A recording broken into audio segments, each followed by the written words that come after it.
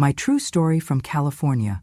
My DIL came with a notary and blank papers to sign, saying, "Don't worry, it's just paperwork." I signed it, with a pen that also signed her out of my estate. Mama, stop pretending. This house is being paid off by me and my husband. You live here for free, so do us a favor and be quiet. You are a parasite. No one wants you here. That was my daughter-in-law's voice, sharp and loud, echoing through the dining room like the final note of a sour symphony. My son sat across from me, silent, eyes fixed on his phone. He did not defend me. He never did anymore. I am 76 years old, a widow, a former war nurse who once stitched up bleeding boys under enemy fire with bare hands and shaking knees. I never cried then, but sometimes, now, I do. 3 years ago, I had a bad fall in my garden. I was living alone then, slipped on wet gravel and fractured my hip. Surgery followed, and with it, the conversation I now regret ever agreeing to. My son Alan and his wife Marla came to the hospital with sweet smiles and sour intentions. "Mama, you cannot live alone anymore," Alan had said. "You'll get hurt again. Come, stay with us. We'll take care of you." I nodded. I was tired, vulnerable, recovering. I wanted to believe them. The first week at their home in Sacramento was quiet. They cleared out the guest room and brought in my bed. The curtains were thin and the walls colder than I remembered, but I was grateful, for a while. Then things changed. Little things at first, my tea bags being moved, my prescriptions being misplaced. Marla began locking the main pantry at night, saying it was for the kids' safety. Then the insults came. Quiet at first, sharp as sewing needles. "She leaves crumbs everywhere," I overheard her say once. "Like a rat. She uses too much water when she bathes. Old people are so wasteful." The only thing worse than being talked about was the silence that followed. Alan never said a word. My own son, the boy I fed, bathed and protected, pretended not to hear. Every dinner became a trial. Marla would cook, and I would offer to help. "No thanks," she would snap. "Your old recipes are too greasy, and your spices make the kids sick." Once, I made a simple chicken soup, left it on the stove for them to try. When I returned, it was in the trash. Alan looked up from his computer and shrugged. "She's particular," he said. "Don't take it personally." But how could I not? I spent my days scrubbing baseboards and folding laundry that was not mine. I was never asked to, but if I sat too long, Marla would remind me, loudly, that everyone has to pull their weight. My pension check was rerouted to a joint family account. I never saw it. When I asked about it, Marla said, "You do not pay rent, Mama. Consider it your contribution." Still, I stayed quiet. I told myself it was temporary, that things would get better. But that night, during what they called a family dinner, something broke. The table was set for 8. Marla's parents were visiting, along with her cousin and 2 friends. The meal was elaborate. Wine glasses shimmered under the soft chandelier light. I was not invited to sit. When I approached the table with a quiet smile, Marla turned and glared. "Oh, you're still in those slippers? Mama, you're not dressed. This is a formal dinner." "I was not told," I said gently. "You do not need to be everywhere," she snapped, then turned to her cousin and whispered, loud enough for all to hear, "She smells like mothballs and arthritis cream." The table erupted in laughter. I stood frozen, holding a dish of warm rolls I had baked. My hands trembled. Marla walked over, plucked the dish from my hands, and placed it in the center of the table. "You can eat later, Mama. There's a tray for you in the laundry room." The laundry room. That was where they fed me when guests were over. I turned to leave, but then I heard her again. "And someone spray something in here? The smell's going to get into the curtains." Laughter again. That was the moment, the precise moment, that my heart did not just hurt, it turned, not into stone, but into silence. A new kind of silence, the kind that remembers, the kind that waits. I walked into the kitchen, sat on the cold wooden stool, and looked down at my hands. These hands once held the hand of a dying soldier who asked me to tell his mother he was brave. These hands raised a child, ran a household, signed mortgage checks, wrote love letters, planted gardens. And now they were good only for folding towels and carrying trays to the laundry room. Later that evening, Marla came into the kitchen. "Do not sulk," she said. "You were embarrassing us."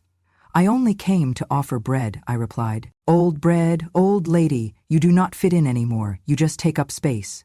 She walked out without another word. I cleaned the kitchen, washed their wine glasses, and dried each one carefully. Upstairs I could hear laughter, the easy, unburdened kind that floats from people who believe they have won. But I had heard everything. I had seen enough. I had been silent long enough. The next morning, I called a name I had not spoken aloud in decades. Jeanette. My old friend from the war, now a lawyer who helps the elderly defend what is rightfully theirs.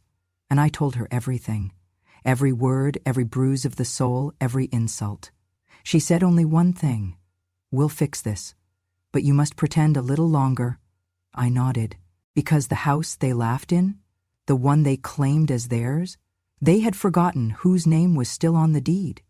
And I had not. Not anymore. Sometimes at night, when the house is quiet and their voices are no longer bouncing off the drywall, I close my eyes and go back in time, to a smaller home with louder love. The old house, the one on Pershing Avenue, where my husband Harold and I built a life out of sweat and silence. We did not have much, but we made everything we had count. Harold was a mechanic. He worked long days and longer weekends. I was a nurse, first at the hospital, then later with the VA. We saved every penny. We packed our lunches, reused foil, fixed instead of replaced. While our neighbors bought bigger cars and took vacations, we put everything into a shoebox labeled someday. When we finally had enough for a down payment, Harold held my hand and whispered, "This is not just a house, Ellie. This is the place you'll rock our grandchildren, where I'll plant tomatoes, where we'll grow old without apology."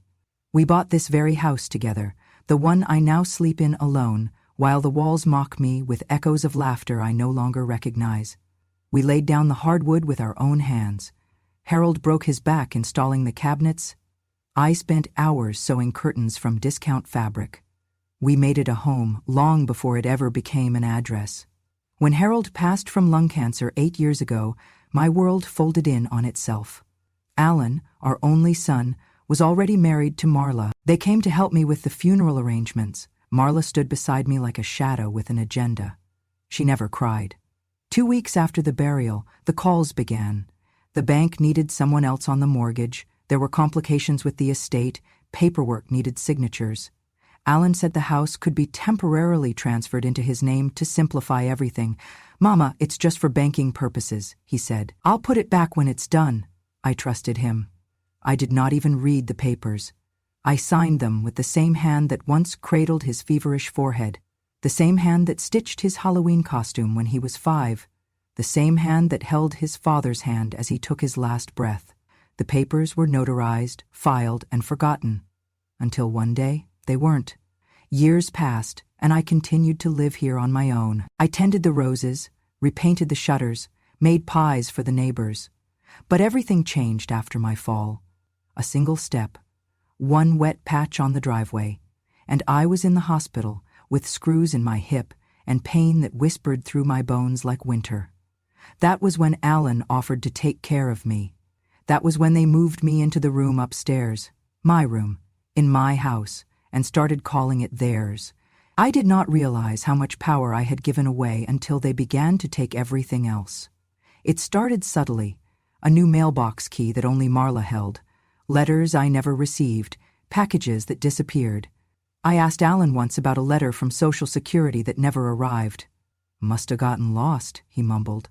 But then came the papers. More papers. Alan would bring them at night, usually when Marla was not around. He would say things like, "Sign here, Mama, it's just a release," or "This is just so we can take care of bills more easily." I would ask what they were, and he would sigh. "Do not be difficult, Mama, you trust me, right?" And I did. Or maybe I wanted to.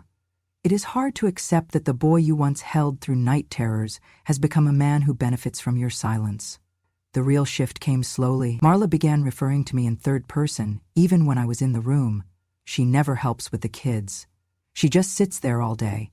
I swear she listens to our conversations. Creepy.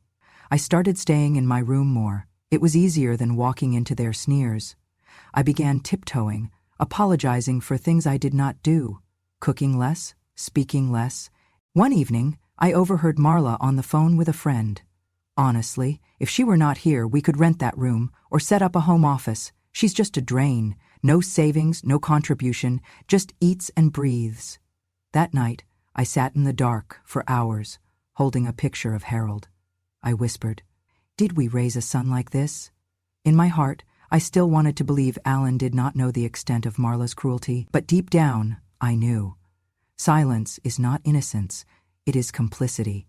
The final straw was a letter I found in the trash, addressed to me, unopened. It was from the county. Inside, when I carefully taped it back together, was a notice of property tax reassessment. It listed Alan as the primary owner. My name was not there at all. That was when I began to look through old documents, dusty drawers, shoeboxes under the bed. I started tracing what had really happened when I signed those papers years ago, and what I saw chilled me. The house had been legally transferred. No conditions, no temporary clause, no joint title. It was his, fully. And mine? Mine was the memory of a home that no longer belonged to me. I sat on the edge of my bed that night and cried, not because I had lost a house, but because I had been erased, not as a mother, not as a homeowner, but as a person. I began to keep a notebook. I wrote down everything Marla said to me, every date, every insult. I kept receipts. I saved emails. I began to document my own life because it was the only way I could hold on to it. They thought I was shrinking, but really I was preparing. Because one day they would ask me to sign again, and that time I would not be signing away. I would be signing back. By the time winter came, the house no longer felt like a home. It felt like a waiting room in a hospital no one planned to visit. I was not allowed to cook anymore. Marla said I left the stove on once, though I never did. She replaced the knobs with child safety covers and locked the pantry door with a small padlock. She claimed it was for safety, but we all knew whose safety she meant. "You are not 20 anymore," she reminded me often. "You are lucky we even let you live here. Most people your age are drooling in a care home." My phone, once my lifeline to my old world, was now monitored. Alan had upgraded it to a new plan under his name. I could not call out without hearing a beep. Sometimes I would find calls mysteriously deleted from the log. Once, I tried to call Jeanette, my old friend, and the call would not go through. "They must have changed numbers," Marla said, without looking up from her laptop. "Old people forget things. It happens." My Social Security checks stopped arriving in the mail. I asked Alan. He shrugged. "It is all electronic now. I set up a direct deposit for your convenience." The account was in his name. Each time I pushed back, even gently, I was met with condescension laced in cruelty. "You should be thanking us," Marla snapped one afternoon. "If it were up to me, you'd be in a nursing home, sharing a room with someone who smells worse than you do. But my husband is soft. He pities you." That word, pity, sat heavier than any insult. My visitors dwindled, not because my friends forgot me, but because they were turned away. Marla told them I was sick, not up for company. The mail was filtered through her hands. I once found a letter from my sister, 2 months old, opened and resealed with tape. I was isolated, disconnected, contained. It was not a prison made of bars, but one of control. A place where my voice meant nothing, where my presence was tolerated but not welcomed. And yet I listened. At night, through the thin drywall, I heard them speak. "She is not going to live much longer," Marla said one night, her voice low but clear. "Look at her. She barely moves. We should think about options." "She is still my mother," Alan said, but his voice was unsure, weak. "She is taking up space," Marla replied. "And money. I looked into hospice care. Some of them will take her if we sign her over." Alan did not object. That night, I did not sleep. I lay awake, eyes open in the dark, and realized something I had never let myself say aloud before. They did not care if I lived or died, and maybe, just maybe, they preferred the latter. A week later, Marla brought me a bowl of soup. It was chicken and rice, my favorite. She set it down with a bright smile and said, "Eat up, Mama, you look tired." I picked up the spoon, but something smelled off, a bitter metallic scent under the broth. I took a small sip, then stopped. When she left the room, I poured the soup into a mason jar I kept hidden beneath the sink. The next morning, when Alan was at work, I walked 3 blocks to a small independent pharmacy. I asked the pharmacist, an older gentleman with kind eyes, if he could test it for anything unusual. He looked surprised but agreed to help. 2 days later, he called me back. "There are traces of diphenhydramine," he said gently, "in unusually high dose. If you had consumed that whole bowl, it would have knocked you out for hours. With your medications and age, it could have been dangerous." He paused. "Do you need help, ma'am?" I thanked him and hung up. I did not cry. I did not scream. I sat in the sunroom, the one they never used, and stared at the garden outside, the same one Harold and I once dug with our bare hands. They had not just taken my money, my privacy, my pride. They had tried to take my life. And still I said nothing. Not yet. It was raining the afternoon it happened. A slow, heavy rain, the kind that soaks into the bones and carries memories up with it. I was sitting by the window, sipping weak tea, watching droplets crawl down the glass like hesitant tears. My hip ached with every drop. My body was still healing, but my heart was learning to harden. I heard footsteps, then voices. "No, just let me handle it. She will not resist." It was Marla. The door to my room opened without a knock. Marla stepped in, dressed sharply in her blazer and heels, as if heading to court herself. Behind her was a man I had never seen before, mid-40s, holding a clipboard and a briefcase. He looked uncomfortable. That made 2 of us. "Good afternoon, Mrs. Harper," he said. Marla smiled too wide. "Mama, this is just a notary. We need you to sign some routine paperwork for the house. It is nothing serious." I said nothing. I looked at her face instead. She was glowing with that particular kind of triumph that only comes when someone believes they've won something before the final score. She pulled out a folder and laid a few sheets of paper on the little desk beside my bed. "Just sign here and here," she said, tapping the bottom of each blank page with a perfectly manicured nail. "It is just legal stuff, you know. You are old, you should not be dealing with complicated things anymore." The notary stood silently, glancing at me, then at her. He seemed to understand what was happening but did nothing. I reached for my glasses, my newer ones, the pair with thicker rim. Inside those frames was a small, nearly invisible camera. Jeanette had sent them to me 3 weeks prior, after I told her what was happening. "Do not fight them with fists, Ellie," she had said. "Fight them with proof." I turned the glasses on with a discreet press against the left arm. "Is it okay if I read the documents first?" I asked. Marla's smile cracked. "Mama, really? Are we going to do this again?" I held the top sheet closer to my eyes. There was no title, just legal language and blank spaces. No summary, no explanation. "What is this exactly?" I asked. Marla's voice dropped an octave, her sweetness now laced with warning. "Do not make this difficult. Do you want me to call someone to help you understand? Maybe someone in white? With restraints?" Her eyes were fire, but her tone was ice. I looked at the pen she handed me. It was my husband's old fountain pen, the one he used to sign our marriage license, the one I had kept hidden in a box in my drawer. She must have found it. Something in me stirred, a slow, quiet burn, like an ember refusing to die. I picked up the pen. I signed.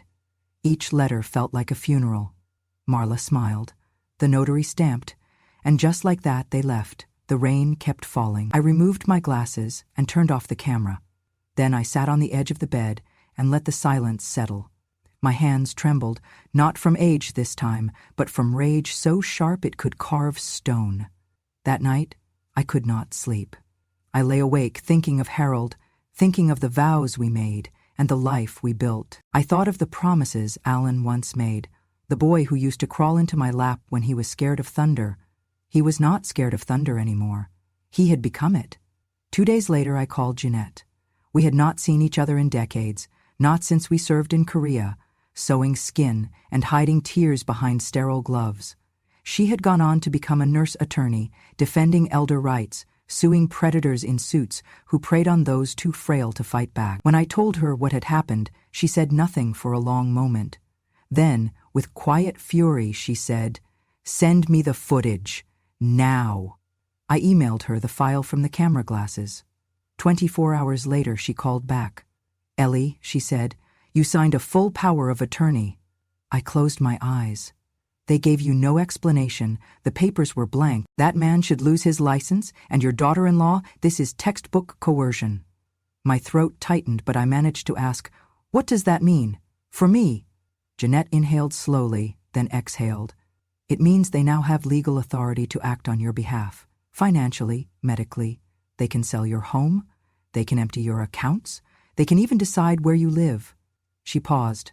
"And if you are no longer fit, they can put you in a facility permanently." The line went silent. I stared out the window. The rain had stopped, but the thunder inside me had just begun. Jeanette's voice returned, firm and certain. "But listen to me. We are not going to let that happen. You gave them the rope, but now we are going to hang them with it." I laughed. For the first time in months, I laughed, not out of humor, but out of recognition. I remembered who I was.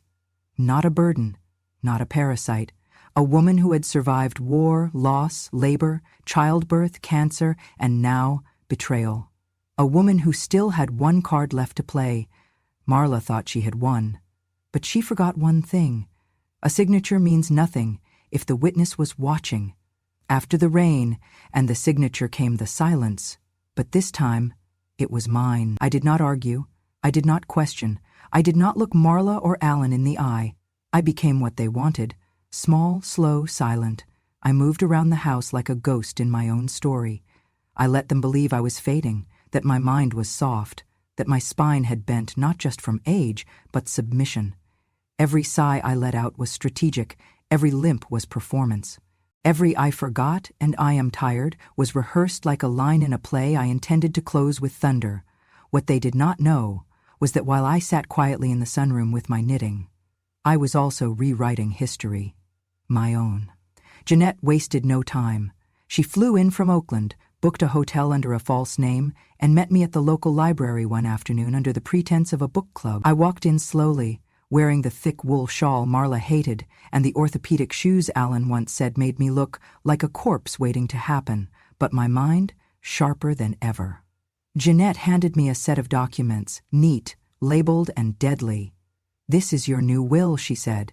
"You are leaving them nothing, not a dime, not a dish towel." I looked through it all, slowly, carefully. Everything was there, the language, the clauses, the loopholes closed shut. "I do not want to destroy them," I said quietly. Jeanette looked me in the eye. "No," she said, "you want to survive them. There is a difference." I nodded. Together we signed the new will. It revoked all previous documents. It removed Alan and Marla as beneficiaries. It declared me competent, of sound mind, and fully aware of my decisions. Instead of them, I named a small nonprofit as the main beneficiary, the Herald Trust, in honor of my late husband. Its mission would be to support housing and legal protection for elderly victims of domestic exploitation. It would start with the house Harold built because no one should suffer in the walls they helped raise. "You sure you want to do this?" Jeanette asked.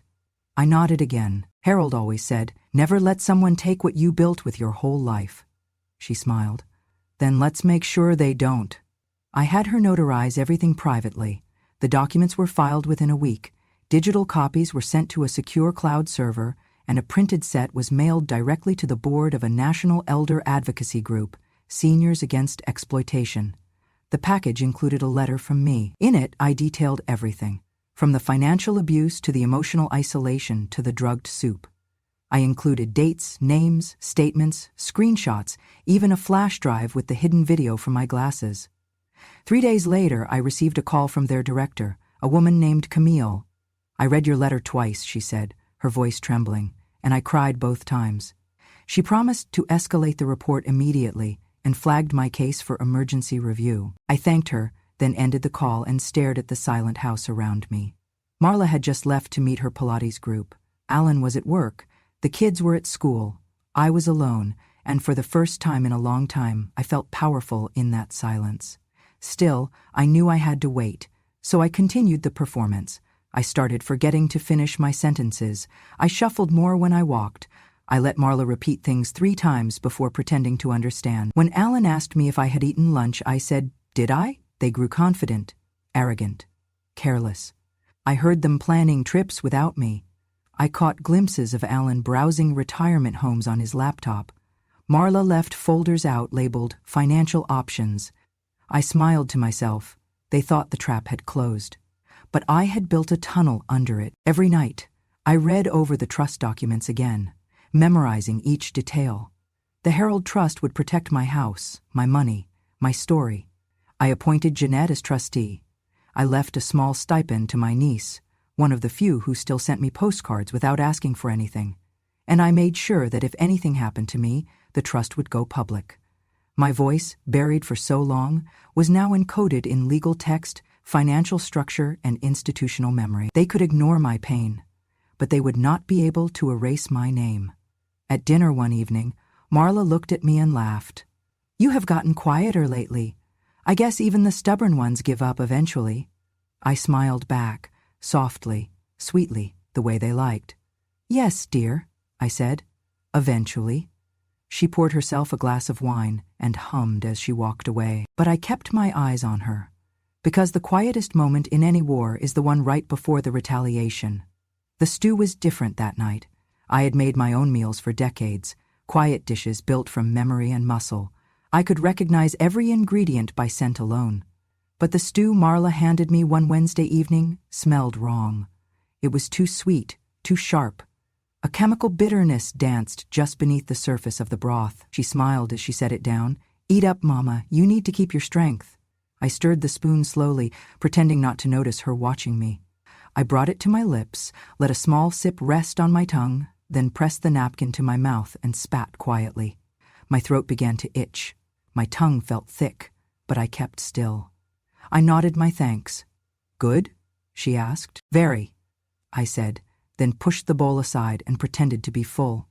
That night, after they went to bed, I took what was left of the stew and poured it into a plastic container. Then I walked 2 houses down to Beverly's home. Beverly had been my neighbor for 15 years, and though we were not close, she still greeted me with warmth, still remembered my name. "Do you have a minute?" I asked her quietly when she opened the door. She looked at my face and knew something was wrong. "I need a favor. I need to test something." She invited me in without question. Beverly's son worked at a local environmental testing lab. She promised to deliver the container to him in the morning. I handed her a second envelope. Inside was a flash drive with audio and video from my glasses. "I need him to see what I see," I said, "and hear what I have heard." She nodded, and I left. The next day, I waited. At 3:12 p.m., Beverly called. "Ellie," she said, voice tight, "you need to call the police." My hand tightened around the receiver. What did he find? "There's a trace of chlorpyrifos. It's a low-grade pesticide banned in residential use. In small doses, it causes dizziness and memory fog. In higher doses, it can cause heart issues. In your condition, with your medications..." She did not finish the sentence. My body went cold, but my voice stayed level. "Thank you, Beverly." I hung up, took a breath, and dialed 911. When the dispatcher answered, I spoke clearly. "My name is Eleanor Harper. I am 76 years old. I believe my family is trying to poison me." Within 30 minutes, 2 officers arrived at the house. Alan was still at work. Marla opened the door in her robe, hair wrapped in a towel. "What's this about?" she asked, annoyed. They asked to speak with me privately. I showed them the container, the lab report, the flash drive. At first, they nodded sympathetically, but I could see it in their eyes, the doubt. "Ma'am," one officer said gently, "have you been feeling confused lately? Any memory issues?" "Sometimes medications." "I have audio," I interrupted. "You will want to hear this." I played the video from 3 nights earlier. The camera showed Marla in the kitchen, stirring something. She was speaking to someone, likely Alan, off-screen. "Add a little more," she said. "She slept 13 hours last time. Maybe we can knock her out for the whole day. This would be easier if she'd just slipped in the tub already." Then laughter. Cruel, amused, careless. The officers grew quiet. One took notes. The other asked for a copy of the footage. I gave it to them. "Do you feel safe staying here tonight, Mrs. Harper?" one asked. "No," I said, "but I have nowhere else to go." He nodded grimly. "We'll be back." And they were. 2 hours later, a squad car returned. This time, they came with a warrant.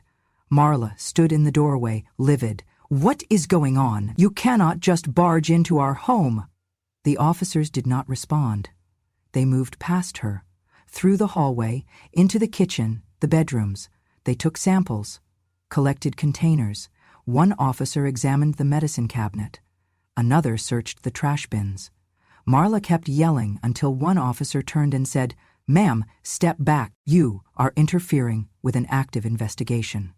Alan arrived just as they were sealing off the kitchen. He saw the cruiser, the flashing lights, the neighbors whispering behind blinds. "What the hell is happening?" he asked. I stood by the door, watching him. "My son." "They know," I said. He looked at me, confusion giving way to panic. "What did you do?" he whispered. "What I should have done a long time ago," I replied. That night, they did not speak to me again. They were too busy trying to call lawyers, erase evidence, explain themselves. But it was too late. The house was now a crime scene. My home, once a place where Harold and I danced in the kitchen, where we painted baseboards with laughter and sweat, was sealed with yellow tape and silence. But this time, it was not mine to mourn. This time, the silence belonged to them. The headline hit the evening news 3 days later. Elderly woman alleges poison plot by son and daughter-in-law, criminal investigation underway. My name was not mentioned, but the details were enough. A 76-year-old widow in Sacramento, former nurse, accusations of financial abuse and chemical poisoning. They interviewed Camille from Seniors Against Exploitation. She spoke with fire in her voice. "This is more common than people realize," she said into the camera. "Our seniors are isolated, silenced, and often harmed by those closest to them." But Mrs. Harper had the courage to act. They played snippets of the audio, Marla's voice, the laughter, the chilling indifference. I watched it from a small safe house run by the organization, where I had been staying since the police intervention. The walls were plain. The food was simple, but it was the safest I had felt in years. The preliminary court hearing was scheduled the following Monday. Jeanette stood beside me in a charcoal gray suit, calm and sharp as ever. We sat in the front row as the judge called the case. People whispered, reporters scribbled notes. The courtroom smelled like old wood and tension. Alan and Marla entered through the side door. Alan looked like a man who had not slept in days. His tie was loose. His eyes, once so confident, searched the room like a boy looking for an exit. Marla looked furious. But even she could not hide the tremor in her hands as she sat down at the defendant's table. The judge reviewed the charges: elder abuse, financial coercion, attempted poisoning, unlawful control of assets. Jeanette stood and presented the evidence, videos, lab results, the notarized testimony from the pharmacist, my recorded journal, the will, the original deed to the house. Marla's attorney tried to argue mental confusion due to age, but the judge stopped him short. The plaintiff is more organized, articulate, and legally prepared than most litigants I have seen this month. I looked at Marla then. She would not meet my gaze. The judge ruled an immediate injunction. They were barred from accessing any of my accounts, property, or legal documents. The trust would remain under the protection of a third-party fiduciary until the case concluded. The house was no longer theirs to claim. Outside the courthouse, the press waited. I said nothing. Jeanette did. "This is a story of a woman who refused to disappear," she told the cameras, "and of a system finally listening to the voices it once ignored." That night, I returned to the safe house and made tea. At 9:43 p.m., my cell phone rang. It was Alan. I stared at the screen for a long moment before answering. "Hi, Mama," his voice cracked.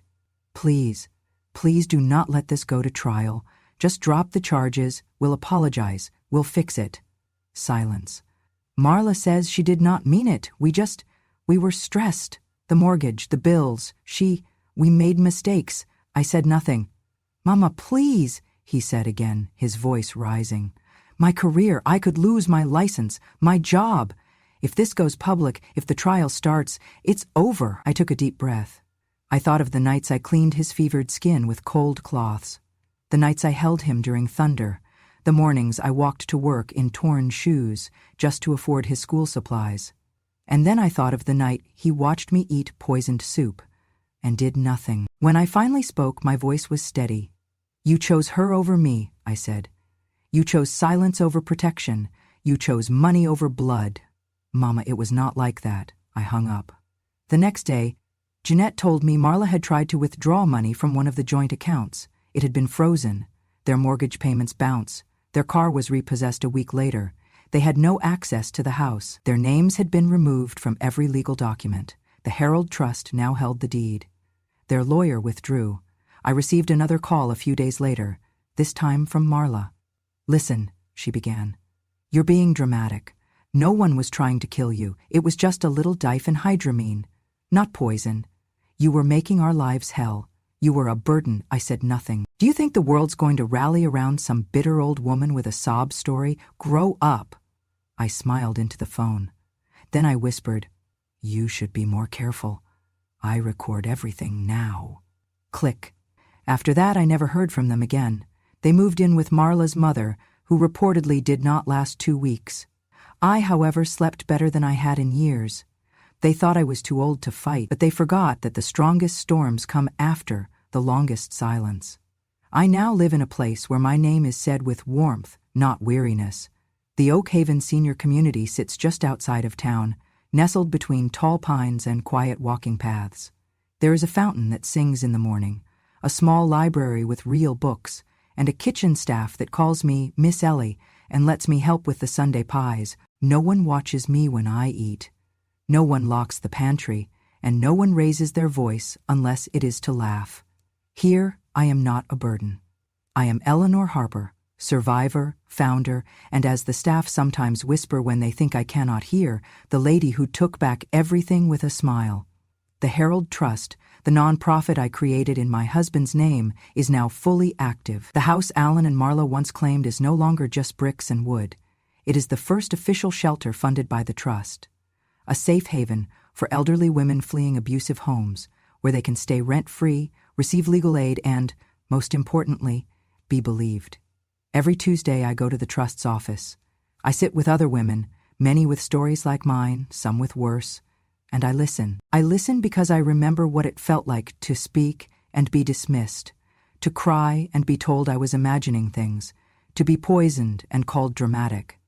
But now they are heard. The first public awareness campaign launched in May. A clean, simple video. No background music, no dramatization, just my face, steady and unflinching, looking into the camera. My name is Eleanor Harper. I was a nurse, a wife, a mother. I built a home with my husband's hands and my own. I raised a child in that home. I made pies in that kitchen. I sang lullabies in those rooms. And when my husband died, I trusted my family to protect what we had built. Pause. They told me I was old, that I was in the way. They called me names. They made me feel like I was already dead. Another pause, but I was not dead. I was remembering. And I remembered everything. The camera held on my face as I said the final line. They said I was just the maid, but I built the house.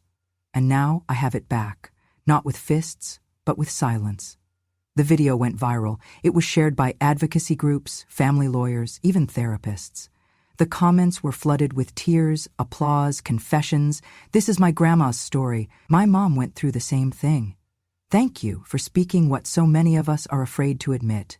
But the moment that sent it into national news happened 2 weeks later. The full video footage from my glasses, the one where Marla stirred the soup and laughed about my death, was released as part of a court-filed affidavit, now public record. It showed her smirking in the kitchen, wine glass in hand. "She's like a roach, just won't die," she joked. "One day she'll slip in the shower and boom, free real estate." Another voice off camera, Alan's, replied, "Just make sure it looks natural." That was the moment the world turned. Daytime TV hosts debated elder abuse on live television. Podcasts dissected the betrayal. News anchors played the clip with shocked expressions. The court of public opinion did not need a jury. Marla's business clients fled. Her license was revoked. Alan resigned from his company after an internal investigation. No formal charges stuck beyond the financial abuse and attempted coercion, but the damage was done. They left California quietly. Last I heard, they moved to a small rental in another state, trying to start over under different names. But the internet never forgets, and neither do I. Yet strangely, I do not hate them. I do not waste my days on vengeance. I do not replay the hurt. I remember, yes, I remember their laughter, their greed, the weight of their silence when I needed words the most. But I also remember that I chose to survive, not through anger but through action. Hatred is a fire that burns everything in its path. But memory is a light. And when you aim it carefully, it shows the world the truth. Every week, I sit with other survivors and help them write their own wills, file their own reports, start their own trusts. One woman, Margaret, cried when I helped her reclaim her car title from her son. He said I was too forgetful to drive, she whispered. You remembered how to find me, I replied. That's enough. One afternoon, a college student stopped me at the grocery store. Are you Mrs. Harper? She asked, wide-eyed. I nodded. She hugged me without asking. My grandmother lived with my uncle. She was afraid to say anything. But after your video, she moved in with us. Thank you. I held her tightly. Thank you for believing her. The truth is, I will never forget what they did to me. But I also will not let it define me. I am not just the woman they tried to erase. I am the woman who remembered. And that, more than any court ruling or trust fund, is my greatest revenge. So now, as I sit by the window of my new room, sunlight warming my knees, I think about the years they tried to steal from me. And I smile. Because in the end, I took them back. Not by shouting, but by never forgetting. Thank you for staying with me through my story. If you've ever felt unheard, unseen, or underestimated, know this. Silence does not mean surrender, and age does not mean weakness. Sometimes, the quietest woman in the room carries the sharpest memory and the longest truth. If my story spoke to your heart or reminded you of someone you love, please subscribe to Grandma True Stories. Here, we honor voices that were once ignored. We share real stories of survival, justice, and the kind of revenge that doesn't scream, it remembers. Click that subscribe button and help us carry these stories into the light, because when a grandma speaks, the world should listen.